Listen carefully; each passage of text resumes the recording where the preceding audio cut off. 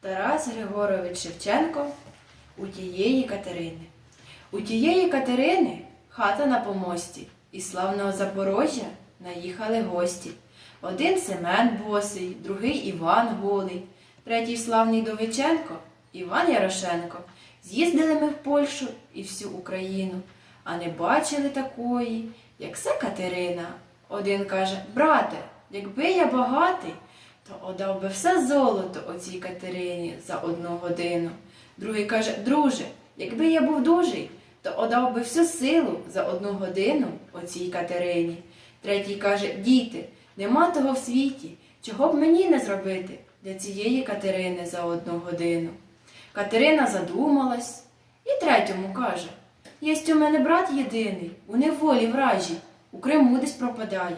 Хто його достане, то той мені, запорожці, дружиною стане.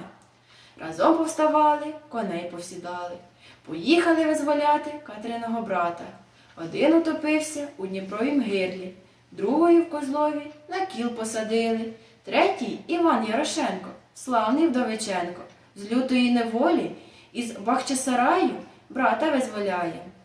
Заскрипіли рано двері у великій хаті. Вставай, вставай, Катерино, брата зустрічати.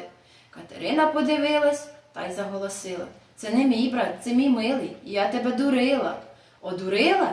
Катерина додолу скотилась головонька. Ходім, брате, з поганої хати. Поїхали запорожці вітер доганяти. Катерину чорнобриву в полі поховали, а славні запорожці в степу побратались.